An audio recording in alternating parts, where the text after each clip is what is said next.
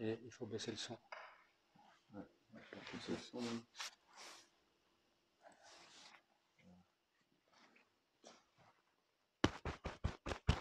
C'est bon pour moi.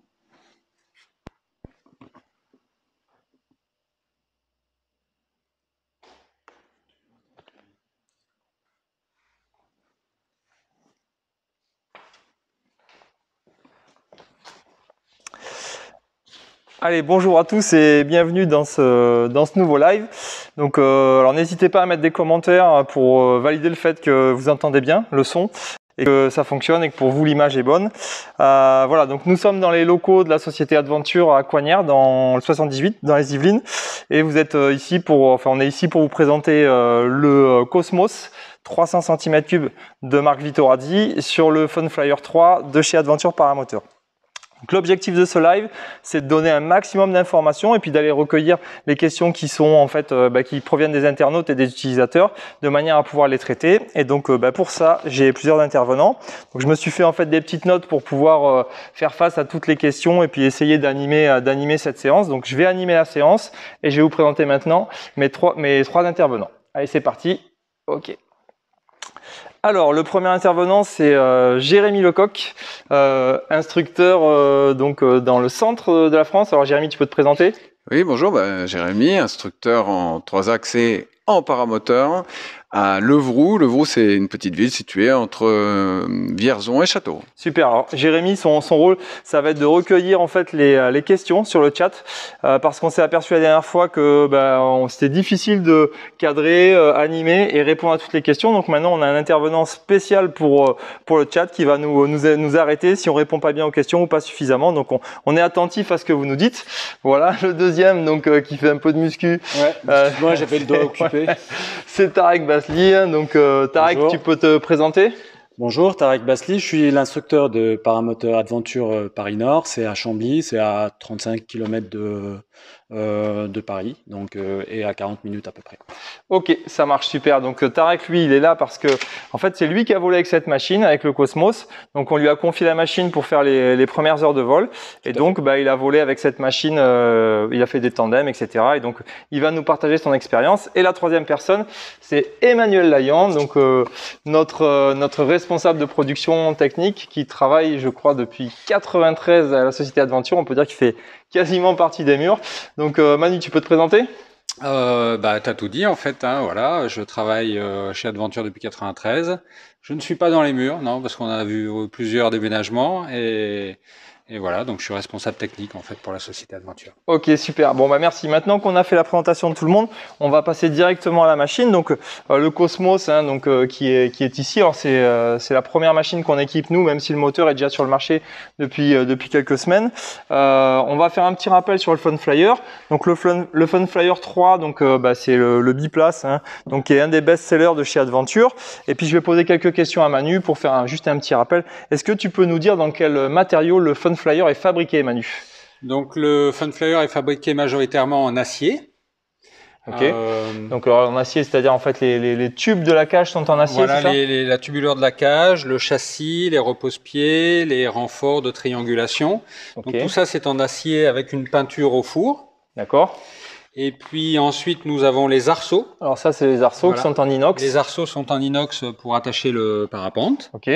Et puis à l'arrière on a les suspensions en fait en fibre de verre. Voilà, donc si je me trompe pas, à l'intérieur de ce châssis là, on a un câble en fait en acier qui vient renforcer. Alors, voilà. À l'intérieur des arceaux, en fait, il y a un câble en acier qui vient pas renforcer, mais en fait sécuriser les arceaux en cas de gros choc, de perte de vis, de casse, de problème mécanique. Un bon plan B, voilà. Donc on fait simplement un rappel, on avait déjà fait un live avec Christophe Picard il y a quelques mois sur la sortie de cette machine.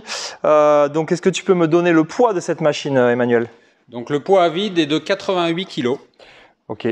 Et dessus, en fait, on peut avoir une machine plus lourde parce qu'on peut avoir des options, c'est ça? On peut toujours faire plus lourd, effectivement. Okay. Avec le parachute pneumatique, les jantes aluminium, on arrive à peu près 100 kg avec 1 heure de carburant. Voilà, ici on a la machine en version jante en plastique et il n'y a pas le parachute. Il n'y a pas le parachute. Ouais, exactement, de monter dessus. Ok, depuis quand en fait le Funflyer est sorti, le Funflyer 3? Donc seconde partie 2019, à partir de septembre 2019, avec les premières machines livrées fin 2019. Ok, très bien.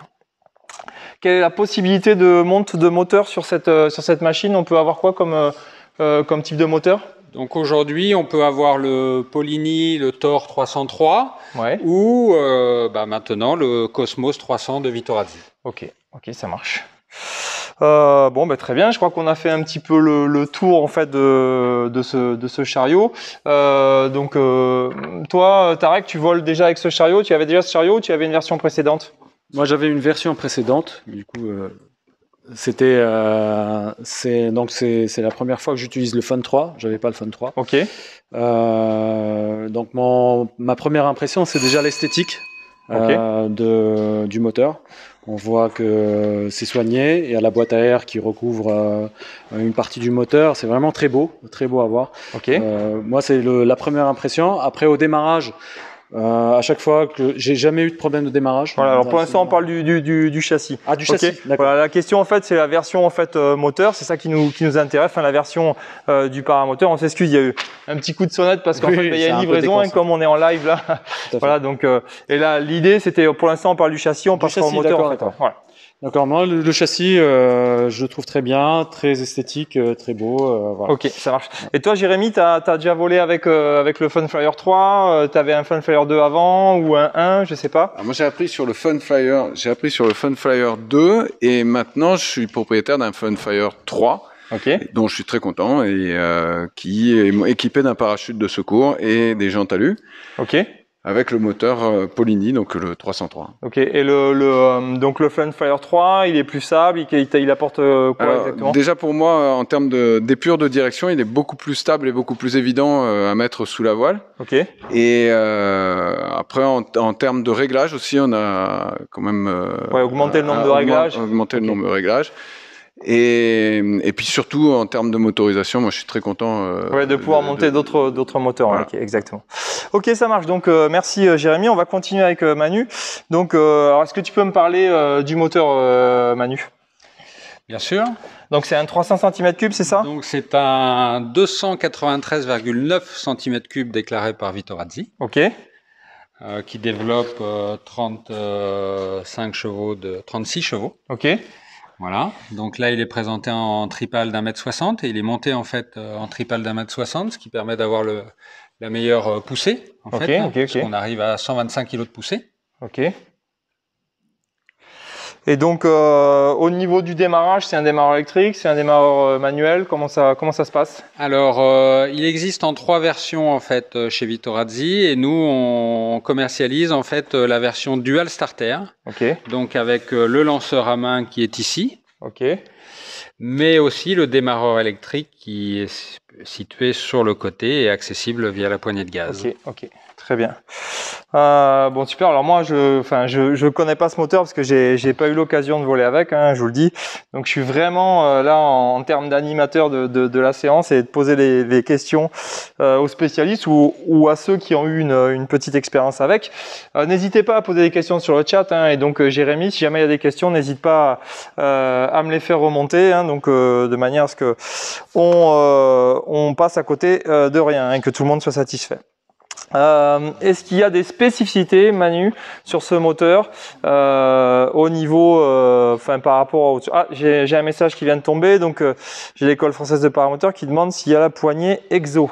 C'est vrai que oui, il y a la poignée EXO et effectivement, la plupart des Vitorazzi sont souvent montés avec la poignée Vitorazzi, mais donc ce moteur-là, Manu, il sera commercialisé avec la poignée Vito ou avec cette poignée-là? Alors certains moteurs en fait sont commercialisés avec la poignée Vitorazzi quand il n'y a qu'un lanceur à main sur la motorisation, ce qui est le cas de l'Atome. Okay. À partir du moment où on a un démarreur électrique, la poignée Vitorazzi n'a pas de démarreur électrique, donc on monte en fait 2 séries. Nous, sur tous les paramoteurs, la poignée EXO, qui présente les 2 interrupteurs, démarreur et coupe-circuit de série. D'accord, ok. Voilà, donc oui, c'est monté avec la poignée EXO et puis le compte-tour. Donc c'est pour faire un petit récapitulatif sur la machine. Donc on a un réducteur mécanique avec un embrayage. Ok. On a donc un refroidissement liquide avec Ok. un radiateur. Ok. Et en termes d'admission, on a un carburateur à membrane, un carburateur Tillotson. Ok. Donc que l'on connaît par l'ancien Mini 3, le Mini 3 Evo. Oui, il est bien caché le carburateur. Il est extrêmement bien caché. En fait, on a une boîte à air qui est très imposante, mais qui assourdit énormément le bruit de l'admission. Ok. Et la particularité de ce carburateur, c'est qu'il est, pour des raisons de garantie Vitorazzi, scellé en vis L comme en vis H. D'accord, ok. Ouais, comme d'habitude, c'est vrai que Vitorazzi est très habitué à avoir ce genre en fait d'approche sur les réglages, mais c'est aussi un gage de fiabilité. C'est vrai qu'on est quand même rarement déçu des motorisations Vitorazzi. C'est rare quand même qu'ils nous sortent une machine qui ne soit pas fiable. Ok. Alors très bien. Il y a une petite question de la part de Christophe Picard qui demandait de faire un comparatif entre les poussées. Donc on y viendra un petit peu plus tard, Christophe. Et ensuite il y a une autre question de Eric Barbier, de savoir si c'est un moteur 2 temps ou 4 temps. Donc je te laisse répondre, Manu. Mais voilà, moi je connais la réponse. Mais donc on est sur une motorisation 2 temps. Ouais, bien sûr. Ouais, voilà. Donc qui permet d'allier poids, puissance et dans un poids en fait, un contenu. Ok. Le moteur en lui-même fait 26,5 kg. Alors ça, c'est le liquide de refroidissement. Voilà. Alors ça m'intéresse assez justement là par rapport en fait au poids. Donc quelle est la différence qu'il y a, parce que c'est bien sympa de me donner le poids. Moi en fait ça me donne pas beaucoup d'infos personnellement. En revanche savoir en fait quelle est la différence par rapport à un Mini 3 ou par rapport en fait puisque moi j'utilise un Funflyer 2 avec un moteur Mini 3 et par rapport aussi au Polini, tu vois. Donc le Mini 3 Evo que tu utilises fait le moteur avec son échappement tout complet fait 22,5 kg. Ouais. Le Polini fait 23 kg. Ok. Et là, on est à 23,5 kg, donc on est un petit peu plus lourd. Ok. Que le Polini. 500 grammes seulement? Non, mais il y a 2-3 kg d'écart entre le Polini et le... Alors hop, tiens, donne le micro à donc Jérémy qui a une question. Donc, Jérémy, on reprend les questions du chat. Il y a Sevent qui nous pose une question concernant le bruit, Manu, qui pose la question de savoir s'il est plus bruyant ou moins bruyant que le Polini. Ok. Alors le bruit est quelque chose d'assez délicat à évoquer parce que les décibels, on peut avoir des machines qui font moins de décibels mais qui ont des bruits plus aigus, plus dérangeants que d'autres. Donc là on est vraiment sur une motorisation qui a un son assez grave, qui est extrêmement assourdi en termes de boîte à air et une hélice qui tourne sensiblement à la même vitesse de rotation qu'un Thor 250 ou 303. Donc on est... dans une même gamme de bruit, on va dire. Peut-être un peu plus grave, en fait, pour le Thor, que pour le Cosmos, de Vitorazzi que le Thor. Ouais, voilà. Donc moi j'ajoute pour répondre à cette question que comme je suis souvent sur le terrain avec des élèves ou du stage perf, etc. On a une vraie différence en fonction de l'hélice aussi. C'est-à-dire que si on a une hélice, en fonction de la marque de l'hélice, il y a des différences de bruit qui sont assez importantes et la boîte à air aussi.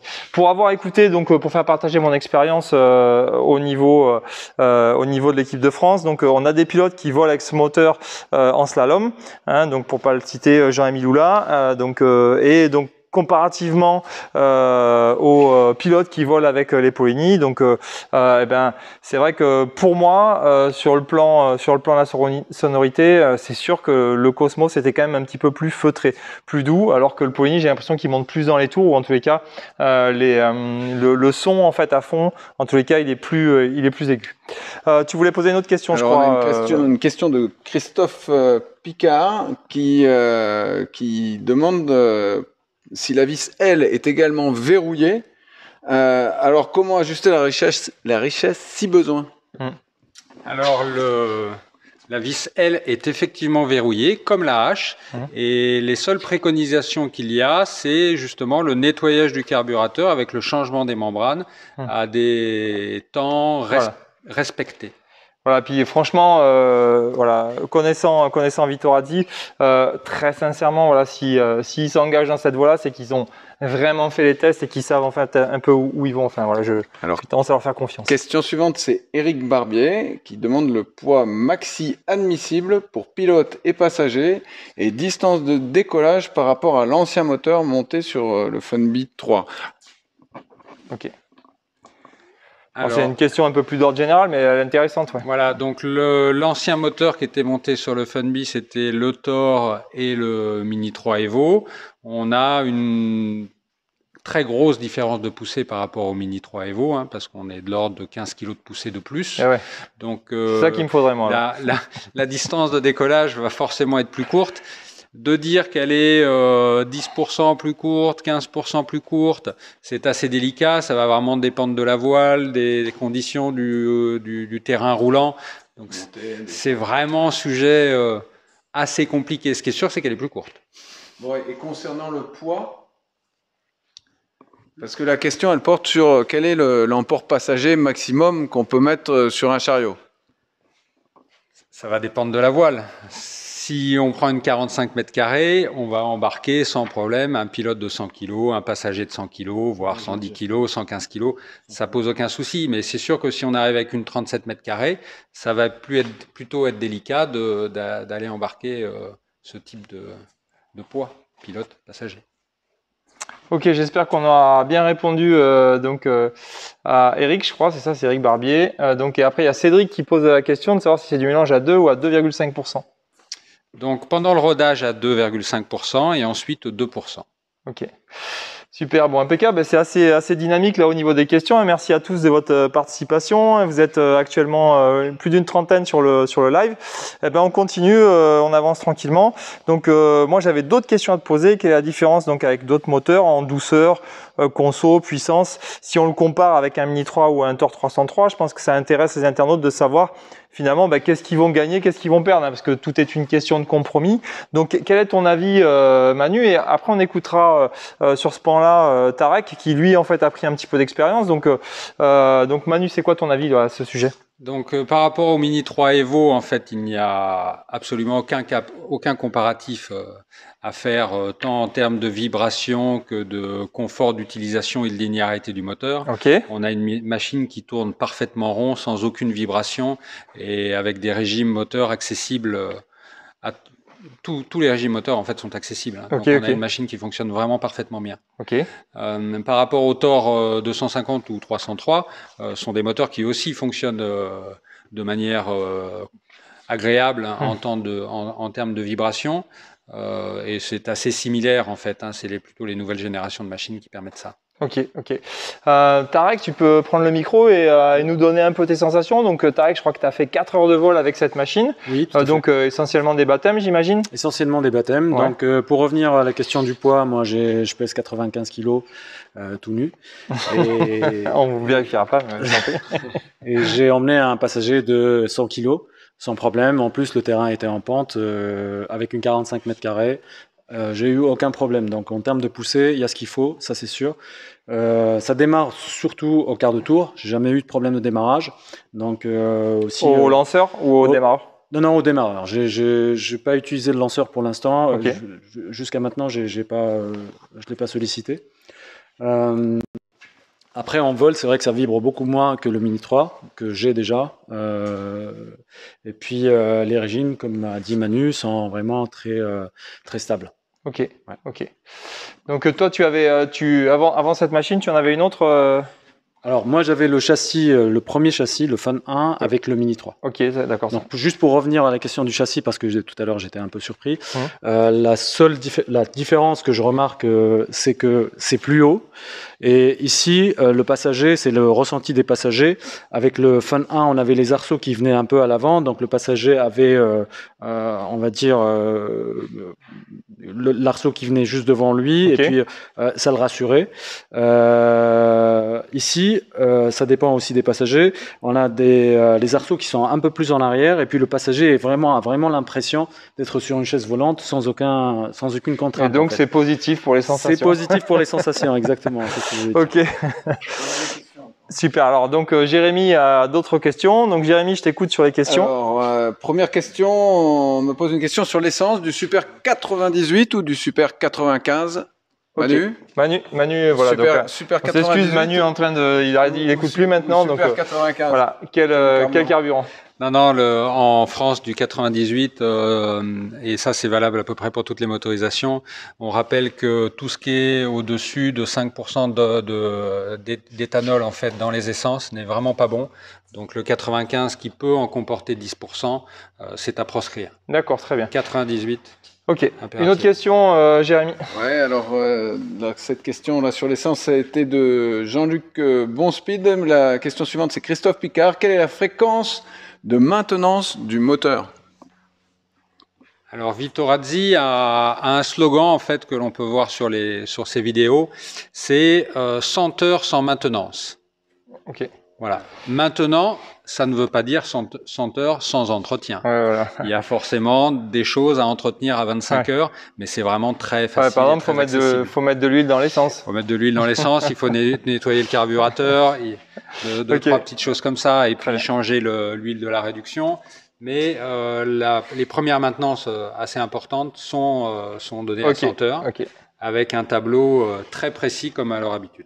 Super, maintenant. Et on a Sébastien Maton qui nous demande si le chariot est homologué pour la route.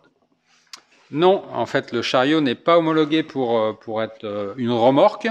Et d'ailleurs, il n'y a plus aucun chariot qui ne peut être homologué comme remorque en France, étant donné qu'ils ont changé l'intégralité de leur processus. Okay. Il faudrait juste avoir une remorque avec 4 roues, les feux et tout ce qui va bien pour pouvoir faire un chariot remorque. Voilà. Ok. Ça marche. Donc, alors, est-ce que c'est bon pour toi pour les questions, Jérémy, ou il y a d'autres questions? Non, Ok, impec. Donc, alors dans les questions donc que je posais, donc en termes de, on n'a pas parlé de la consommation. Si on peut faire une petite consommation comparative finalement, on va être dans les mêmes ordres de consommation, ou est-ce qu'il y a vraiment un gain entre voilà cette machine et d'autres machines, hein. Donc, si par exemple je veux changer mon Mini 3, est-ce que je vais gagner en conso? Alors oui, par rapport à un Mini 3, oui, tu vas gagner pas mal en consommation. Ouais. Donc c'est pas du simple au double, mais c'est au moins 50% de consommation en moins. Et par rapport à un Thor 250 ou 303, c'est assez similaire. On est sur l'ordre de 4 litres en vol palier. Ok, ça marche. Alors on s'excuse, il y a un petit peu de bruit là, c'est qu'il y a la clim qui vient de se mettre... ou plutôt le compresseur. Le compresseur qui vient de se mettre en route, donc je pense que ça doit faire un petit peu de bruit. J'espère que ça pose pas trop de problème pour vous. Vous entendez toujours. Alors il y a plus de questions là tout de suite a priori sur le chat. Ça y est, on a éteint le compresseur. Voilà, on reste dans un atelier. Pascal. Voilà, on est dans l'atelier entre la sonnerie, les gens qui arrivent et qui savent pas, donc c'est normal aussi. Voilà. Alors vous êtes, on a dépassé les 40 en termes de connectés. Alors quelle est la vitesse maxi en palier? Alors la vitesse là, je vais répondre. Hein, je vais peut-être pas poser la question à Manu parce que là, je crois que je peux répondre tout seul. Donc ça dépend vraiment de la voile que tu utilises. Hein. C'est-à-dire que Jean-Luc là, en fonction de la voile que tu vas avoir, tu vas pouvoir en fait voler plus ou moins vite. Ça dépend de la taille de la voile, ça dépend du profil de la voile. C'est-à-dire que si tu as une voile école, il y a un moment où même moteur à fond, tu vas avoir du mal à monter. Puis ça dépend si tu es en solo, hein, puisque je vous rappelle qu'avec ce chariot, on peut aussi voler en solo. On n'est pas obligé de voler que en biplace. Hein. On a les accroches biplace qui sont devant et les accroches solo qui sont derrière. Et donc avec cette machine, on peut voler. Alors peut-être que Manu veut intervenir. Oui, si je peux me permettre, une des différences en fait du Funflyer 3 par rapport au V2 ou même au V1, hein, c'est que le siège avant en fait est totalement escamotable par 4 vis et se retire avec les ceintures. Et donc on se retrouve finalement avec un chariot presque monoplace. Voilà, très bonne information Manu. Voilà, c'est aussi ce qui nous fait dire qu'il faut absolument qu'on fasse des lives parce que il y a plein de spécificités en fait dans les paramoteurs et dans nos paramoteurs, dans les paramoteurs Adventure, et c'est tellement difficile de donner toutes les infos, de tout mettre sur des docs et puis surtout en fait que les gens puissent lire les docs, etc. Donc effectivement, c'est une très bonne remarque et ça va nous pousser à faire de plus en plus de lives. Puis quand on voit aussi le nombre de gens qui sont connectés, on voit que ça intéresse. Donc voilà, et nouveaux questions permettent vraiment en fait d'orienter l'effort.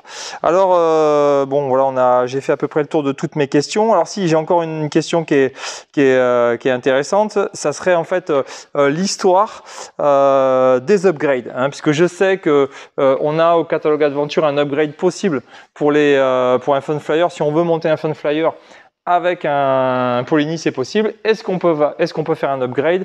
Par exemple, moi, ma machine, avec mon Mini 3, si j'ai envie de mettre ton Cosmos sur mon Funflyer, est-ce que c'est possible?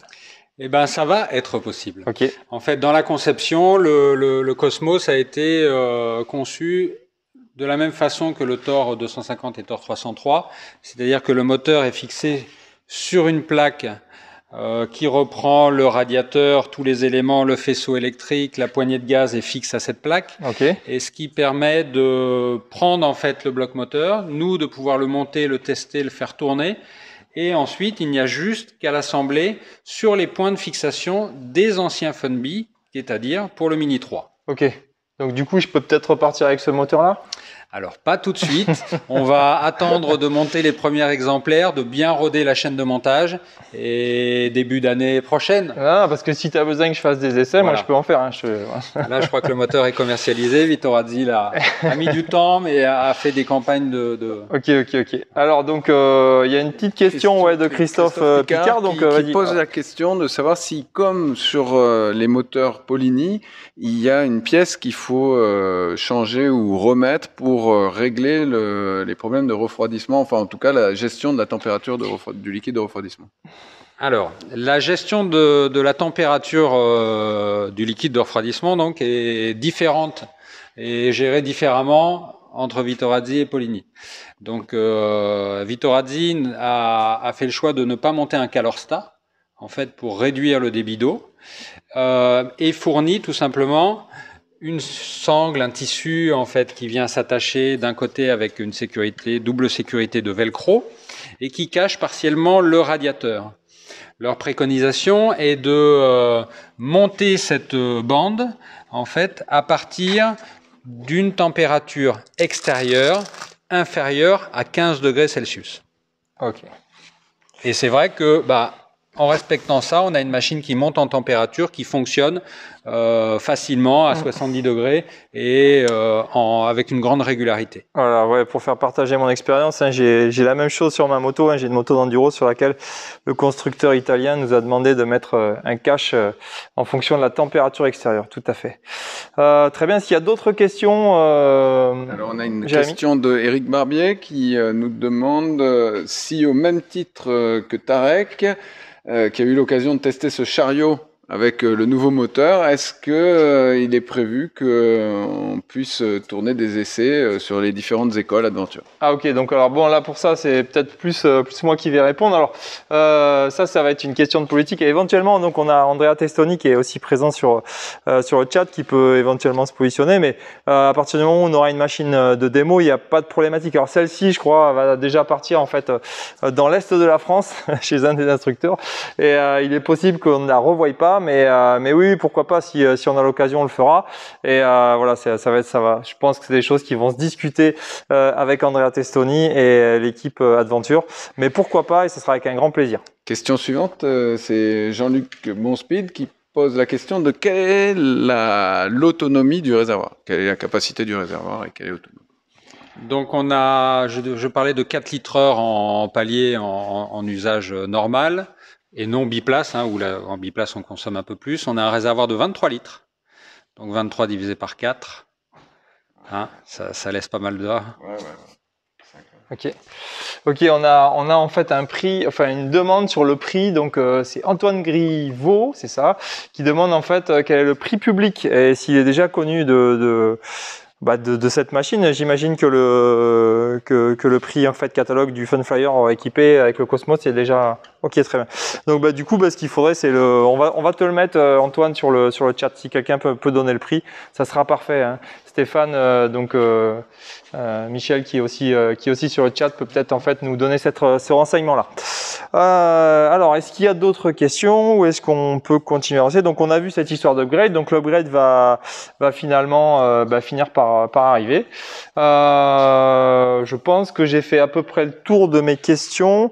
Est-ce que toi, Manu, tu voulais peut-être préciser quelque chose? Est-ce qu'on a répondu à toutes les questions? Si on a loupé des questions, n'hésitez pas à reposer la question dans le chat, évidemment. On vous remercie d'être si nombreux sur le direct. Et puis, si vous n'êtes pas sur le direct et que vous arrivez plus tard, n'hésitez pas à poser la question donc sur la rediffusion, parce qu'il y a peut-être des questions auxquelles on n'a pas répondu. Et dans ce cas-là, on essaiera en fait d'y répondre avec plaisir.